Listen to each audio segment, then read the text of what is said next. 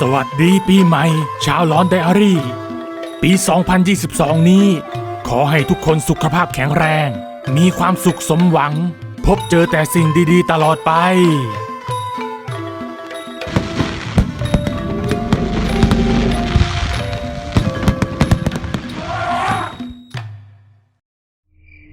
ในกลางดึกสงัดของคืนหนึ่งที่บ้านไม้หลังเก่าๆใกล้ทุ่งนาไอสินเด็กน้อยวัยเพียง12 ปีที่อาศัยอยู่กับลุงและป้ากำลังนอนหลับอยู่ในห้องนอนของตนเองภายนอกหน้าต่างนั้นมองออกไปก็เห็นทุ่งนามีต้นตาลสูงชะลูดขึ้นเรียงรายมากมายถัดจากทุ่งนาก็เป็นซากปรักหักพังของวัดโบราณที่เป็นเมืองเก่ามาตั้งแต่สมัยอยุธยา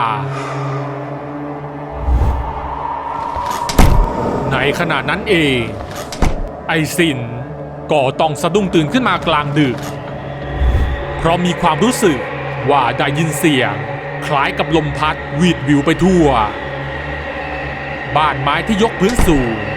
ก็เกิดการสั่นไหวเล็กน้อยไอสินเกิดความกลัวตามภาษาเด็กว่าถ้าลมพายุพัดมาแรงๆก็เกรงว่าบ้านจะพังลงมันจึงลุกออกไปดูหน้าต่างนอกห้องนอนก็เห็นเพียงความมืดมิดของทุ่งนาที่ไร้แสงไฟมีเพียงแสงสว่างจากพระจันทร์ในคืนวันเพ็ญที่สาดส่องลงมาให้พอได้เห็นสิ่งรอบข้างทันใดนั้นไอสินก็สังเกตเห็นต้นตาลขยับได้คล้ายกับกำลังโบกไม้โบกมือแต่ด้วยความง่วงนอนมันก็เลยไม่ได้สนใจอะไรนักคิดไปว่าต้นตาลคงจะโดนลมพายุพัดจนไหวเองมันจึงล้มตัวลงนอนและพลอยหลับไปรุ่งเช้าไอสินก็เห็นพวกคนเฒ่าคนแก่ในหมู่บ้านจับกลุ่มพูดคุยกันเหมือนกับว่าที่หมู่บ้านกำลังเกิดเหตุการณ์อะไรบางอย่างแต่มันก็ไม่ได้สนใจอะไรและออกไปวิ่งเล่นที่ทุ่งนาตามประสาเด็กบ้านนอกขณะที่มันกำลังวิ่งเล่นอยู่นั้นไอสินก็วิ่งไปเหยียบอะไรบางอย่างเข้ามันก้มลงไปดูก็พบกับกระทงใส่ข้าวและอาหาร2-3 อย่างโดยที่มีธูปปักอยู่ไอสินหัวเสียเล็กน้อยเพราะเศษข้าวเศษอาหารที่เหยียบลงไปนั้นเละติดเท้าหน้าขยักขยงไอสินจึงเอาเท้าเขี่ยๆกับพื้นให้ข้าวที่ติดเท้าหลุดออกไปโดยที่ไม่ได้สนใจอะไรมากแต่กลางดึกสงัดคืนนั้นเองในขณะที่ไอสินกำลังนอนหลับอยู่มันก็สะดุ้งตื่นขึ้นมาอีกครั้งเพราะเสียงหวีดร้องในทีแรกมันก็คิดว่าคงเป็นเพียงเสียงลมแต่ว่าในคืนนี้เสียงนั้นคล้ายกับเสียงคนกำลังผิวปากเสียงแหลมเล็กน่ารำคาญนั้นรบกวนโสตประสาทจนไอ้สินไม่สามารถนอนต่อไปได้มันจึงลุกขึ้นและเดินไปที่หน้าต่างเพื่อมองหาที่มาของเสียงสิ่งที่เห็นภายนอกหน้าต่างนั้นมันคือร่างของบางสิ่งที่มีร่างกายสูงใหญ่เท่าต้นตาลมีมือที่ใหญ่โตผิดสัดส่วนและเท้าก็ใหญ่ยังกับเรือพายปากที่เล็กเท่ารูเข็มของมันก็ส่งเสียงร้องวีดวิวไปตามทางไอสินตกใจจนเผลอส่งเสียงร้องออกมาทำให้ร่างสูงยักษ์นั้นหยุดเดินและหันมองมาที่ไอสิน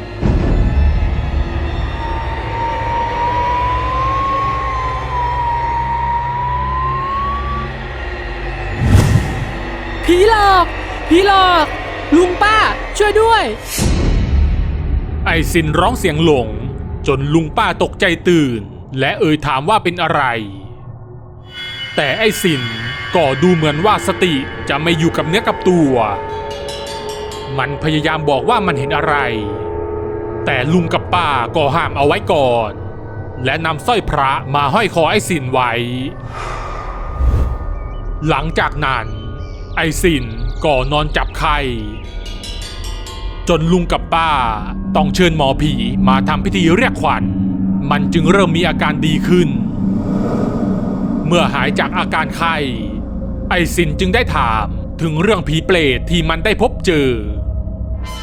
ไอ้ผีตัวนั้นมันคืออะไรเหรอจ๊ะป้ามันจะกลับมาหาหนูอีกไหม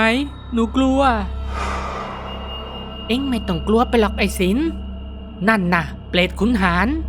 คนแถวนี้เขาเจอกันมาหมดทุกคนแล้วมาเดี๋ยวป้าจะเล่าให้ฟังป้าของไอ้สินเล่าว่าย้อนกลับไปช่วงปลายอยุธยามีเปรตตนหนึ่งเป็นที่เรื่องลือว่ามีความเฮี้ยนยิ่งนักชาวบ้านเรียกเปรตตนนี้ว่าเปรตขุนหารที่มักจะคอยออกมาหลอกหลอนผู้คนโดยเฉพาะในคืนวันพระที่บรรดาเหล่าสัมภเวสีทั้งหลายจะถูกปลดปล่อยออกมาเพื่อขอส่วนบุญกับชาวบ้านเปรตขุนหารนั้นเป็นผีเปรตที่มีกรรมหนักซึ่งไม่รู้ว่าต้องอยู่ชดใช้กรรมกี่ปีจึงจะได้ไปผุดไปเกิดเสียทีในตอนที่ยังมีชีวิตนั้นขุนหารไม่ได้ยากลำบากเหมือนตอนที่เป็นเปรตแต่เคยมีชีวิตที่แสนสุขสบายเขาเป็นบุตรของหลวงอภิรักษ์ผู้ที่เป็นขุนนางรับใช้ในวังหลวงและเป็นผู้ตั้งมั่นในศีลธรรมหมั่นทำนุบำรุงพระศาสนาอย่างเปี่ยมล้นแต่ขุนหารผู้ที่เป็นลูกชายนั้นกลับมีนิสัยตรงกันข้ามขุนหารเป็นคนที่มีจิตใจหยาบช้าและเหี้ยมโหดมาตั้งแต่เยาว์วัยเขาชอบเล่นพนันแข่งขันตีไก่อยู่เป็นประจำหากไก่ชนตัวไหนแพ้การแข่งขันขุนหารในวัยเด็กก็จะหักคอไก่ตนนั้นด้วยมือของตนเองเมื่อโตเป็นหนุ่มชะกันเขาก็ได้เข้ารับราชการเรื่อยมาจนได้อวยยศเป็นท่านขุนทุกคนจึงเรียกเขาว่าขุนหารนับตั้งแต่นั้นเป็นต้นมาทุกคนต่างรู้ดีว่าขุนหารผู้นี้มิใช่ขุนนางที่ดีและมักจะใช้อำนาจบาดใหญ่รังแกผู้คนอยู่เสมอทั้งยังเลี้ยงดูซ่องสุมพวกนักเลงอันธพาลเพื่อให้เป็นมือเป็นเท้าคอยรับใช้กระทำเรื่องชั่วช้ามามากมายไม่เว้นแม้แต่ข้ารับใช้ในเรือนตนเองหากทาสคนใดกระทำการอันไม่เป็นที่ถูกใจก็จะถูกลงโทษอยู่เนืองๆทั้งสถานเบาเช่นการเฆี่ยนตีการล่ามโซ่การตัดนิ้วมือนิ้วเท้าหรือสถานหนักอย่างการจับถ่วงน้ำหรือเผาไฟให้ตายทั้งเป็นหรือหากขุนหารเกิดไปถูกตาต้องใจหญิงคนใดเขาก็จะสั่งให้บริวารไปฉุดมาโดยไม่สนใจว่าจะเป็นลูกเมียใครหากเกิดการต่อสู้จากพ่อหรือผัวของหญิงที่ฉุดมาเขาก็จะเป็นคนลงมือสังหารผู้ที่เข้ามาขัดขวางด้วยคมดาบทั้งชีวิตของขุนหารนั้นเขาสังหารคนมามากมายนับร้อยศพโดยที่ไม่มีความเกรงกลัวต่อบาปแต่อย่างใดส่วนทางด้านหลวงอภิรักษ์ผู้เป็นบิดาแม้จะพยายามห้ามปรามให้บุตรชายเกรงกลัวต่อผลกรรมแต่ก็ไม่เป็นผลแม้ขุนหารจะร่ำรวยเพียงใดแต่ทรัพย์สมบัติที่ได้มาทั้งจากเบี้ยหวัดในการเป็นขุนนางและจากการรีดไถชาวบ้านก็มาลายหายไปกับการพนันที่เขานั้นชื่นชอบไม่นานทรัพย์สมบัติก็เริ่มหมดไปจนทำให้ขุนหารนั้นไม่มีเงินจะไปเล่นการพนันอีกมันจึงทำให้เขาเกิดคิดการบางอย่างที่กลายเป็นจุดเริ่มต้นของการทำบาปมหันต์และเป็นสาเหตุที่ทำให้เขานั้นต้องชดใช้กรรมหนักเมื่อถึงคราวสิ้นอายุไข เมื่อทรัพย์สมบัติของคุณหานหมดลงไปจากการติดการพนันเขาจึงมีความคิดที่อยากจะได้สมบัติของผู้เป็นบิดาตนเองจนกระทั่งวันหนึ่งเขาได้ออกอุบายว่าจะต้องเดินทางไปราชการที่ต่างเมืองแต่แท้จริงแล้วคุณหานนั้นไปส่องสุมกำลังคนเพื่อที่จะทำการสร้างสถานการณ์บุกปล้นเรือนของบิดาตนเองซึ่งก็คือหลวงอภิรักษ์โดยเขานั้นจะได้มีข้ออ้างว่าไม่ได้อยู่ต่อสู้กับโจรในคืนที่เกิดเหตุเพราะออกไปราชการที่ต่างเมืองเมื่อถึงกลางดึกก็มีกลุ่มโจรราว20 คนพร้อมอาวุธครบมือบุกเข้ามาในเรือนของหลวงอภิรักษ์และทำการเข็นฆ่าบ่าวไพร่ในเรือนหลวงอภิรักษ์นั้นหนีไม่ทันจึงถูกจับตัวเอาไว้หัวหน้าของกลุ่มโจรนั้นได้สั่งให้หลวงอภิรักษ์ส่งทรัพย์สมบัติที่มีมาให้หมดแม้ว่าจะโพกผ้าปิดบังใบหน้าแต่หลวงอภิรักษ์นั้นก็จำได้ทันทีว่าหัวหน้าโจรที่บุกมานั้นก็คือบุตรชายของตนเองจึงได้ร้องห้ามปรามมิให้ทำเช่นนี้เมื่อคุณหานที่ปลอมตัวเป็นโจรมาถูกจับได้เขาจึงยกดาบขึ้นสูงเหนือหัวและฟันลงไปที่ร่างของบิดาจนล้มลงหลวงอภิรักษ์พยายามร้องขอชีวิตและเตือนว่าการฆ่าบุพการีนั้นจะเป็นบาปหนักแต่คุณหานก็กลับฟันซ้ำลงไปจนบิดาของตนแน่นิ่งสิ้นใจไปต่อหน้าเมื่อสังหารผู้เป็นบิดาแล้วเขาก็นำกลุ่มโจรหนีไปโดยไม่ได้เอาสมบัติไปด้วยเพราะถึงอย่างไรเมื่อผู้ที่เป็นบิดาตายไปแล้วสมบัติทุกชิ้นก็ต้องตกเป็นของเขาอยู่ดีคุณหานได้สั่งให้ลูกน้องแยกย้ายกันหลบหนีและจะให้สินจ้างหลังจากที่ตนได้ครอบครองสมบัติแล้วจากนั้นเขาก็ทำทีว่ากลับมาจากไปราชการเมื่อผู้เป็นบิดาสิ้นแล้วทรัพย์สมบัติมากมายมหาศาลของหลวงอภิรักษ์จึงตกเป็นของคุณหานอย่างที่เขานั้นหวังเอาไว้เขาจ่ายเงินค่าจ้างให้บรรดาลูกน้องโจรและนำเงินไปเล่นการพนันเช่นเคยหากแต่กฎแห่งกรรมนั้นยังคงศักดิ์สิทธิ์ทางการสามารถจับโจรคนหนึ่งที่ร่วมขบวนการได้คุณหานจึงถูกสืบสาวราวเรื่องและถูกซัดทอดในที่สุด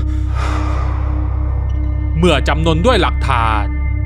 คุณหานจึงต้องจบชีวิตลงด้วยโทษประหารและทั้งกรรมหนักกรรมเบาที่คุณหานได้กระทำมาทั้งหมดในตอนที่ยังมีชีวิตก็ได้ติดตามเขามายังชาติภพของพูดผีทำให้เมื่อตายลงก็กลายเป็นผีเปรตเพื่อชดใช้กรรมเปรตคุณหานนั้นคอยออกมาหลอกหลอนผู้คนอยู่เนืองๆคนที่เคยพบเห็นก็มักจะบอกว่าเปรตคุณหานนั้นตัวสูงใหญ่มือเท้าใหญ่และร้องเสียงหวีดแหลมหน้าขนลุกบางครั้งก็ร้องไห้ตลอดเวลาน่าเวทนายิ่งหนักไม่มีใครรู้ว่าบาปกรรมที่คุณหานได้กระทำมาจะทำให้เขาต้องชดใช้กรรมในภพของผีเปรตไปอีกนานกี่อสงไขยเพราะนับตั้งแต่ปลายอาณาจักรอยุธยามาจนถึงปัจจุบันก็ผ่านมาหลายร้อยปีแล้วแต่เปรตคุณหานก็ยังคงปรากฏตัวให้ผู้คนได้พบเจอและเล่าขานสืบมาไม่เคยหายหลังจากเล่าจบป้าก็บอกไอ้สินว่าในคืนวันพระพวกสัมภเวสีเร่ร่อนรวมทั้งผีเปรตเองจะออกมาขอส่วนบุญพวกชาวบ้านก็จะนำเอากระทงใส่อาหารไปวางไว้ตามจุดที่เรียกว่าจุดผีผาดและจุดธูปเรียกเหล่าผีเร่ร่อนให้มากินเครื่องเส้นไหว้นั้นแต่สำหรับผีเปรตที่ทำกรรมไว้หนักพอมีคนทำบุญเส้นไหว้ให้ ก็จะรับส่วนบุญได้ไม่เต็มที่เพราะปากที่เล็กเท่ารูเข็มป้ายังสอนอีกว่าเราเป็นลูกห้ามไปด่าพ่อแม่หรือทำร้ายท่านเป็นอันขาดไม่เช่นนั้นเราจะต้องกลายเป็นผีเปรตแบบนี้คนเรานั้นหากละสังขารจากกายหยาบไปยังภพภูมิพูดผีวิญญาณการที่เราจะกลายเป็นวิญญาณชนิดใดมันก็ขึ้นอยู่กับผลบุญผลกรรมที่กระทำมาในภพชาติที่ยังเป็นมนุษย์บางคนทำกรรมดีมาโดยตลอดก็อาจจะได้ไปอยู่ในภพภูมิของเทวดาแต่กับบางคนที่กระทำกรรมชั่วมาทั้งชีวิตเมื่อตายไปแล้วก็อาจจะต้องวนเวียนชดใช้ในภพภูมิของสัมภเวสีไปจนกว่าจะหมดเวรหมดกรรมก็จบไปแล้วนะครับกับเรื่องเปรตขุนหารหวังว่าจะชอบกันนะครับใครที่มีเรื่องราวที่น่าสนใจที่อยากให้ทีมงานนำมาทำเป็นแอนิเมชันก็สามารถส่งเข้ามาที่แฟนเพจหลอนไดอารี่ได้เลยนะครับถ้าชอบคลิปนี้ก็อย่าลืมกดถูกใจและกดติดตามหลอนไดอารี่ทางช่องทาง Facebook และ YouTube เพื่อจะได้ไม่พลาดคลิปใหม่ๆอีกมากมายและเป็นกำลังใจให้ทีมงานทำคลิปต่อๆไปด้วยนะครับขอบคุณทุกท่านที่เข้ามารับชมครับ